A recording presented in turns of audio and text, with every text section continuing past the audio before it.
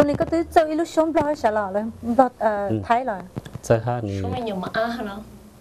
อีลูกโชว์หน่อยลูกโชว์ยอดตัวหูหนังโชว์ซะโอเคเจเขาไม่รู้ว่าในชีวิตของข้าเนี่ยเขาจะเอาไปไว้ที่ไหนล่ะแต่ถ้าหากว่าจะทำในสิ่งที่ดีเขาก็ทำได้แต่ถ้าทำแบบนี้ไม่ได้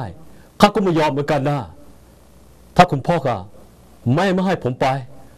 ผมก็ไม่อยากจะไปแต่ในเรื่องนี้เราแสดงหนังเรื่องนี้ก็ต้องรู้ว่าต้องเรียกว่าข้าเองก็รู้ว่าข้าจะทำยังไงแต่ถ้าเป็นเรื่องที่ข้าไม่ยอมข้าจะต้องไปให้ได้เลยก็ใช่ลูกเชนนะก็ป้าเตียก็ยังลิจเลนะกูจะยัดแต่นนะยกกระชิตัวกูจะกำมุกิลีก็ใช่กระชิตัวมาละก็ป้าเตียกูจะยัดเราตากันนะก็ใช่จะจมา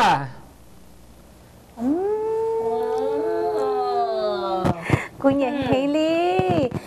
เล่นนอนเยอะจนก็ชินได้จุดไม่หยอว้าวให้เตี้ยเลยให้เธอว้าวจะจริงเลย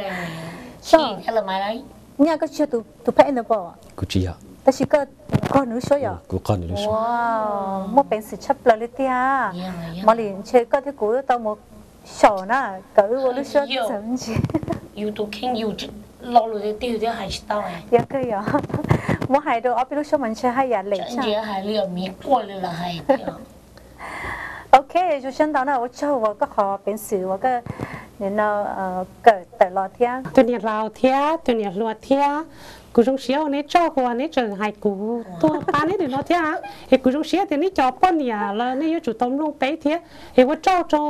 มองทีวีเทียอย่างเฮ้กูจงเสียตัวต้นชีนี่เนอะว้า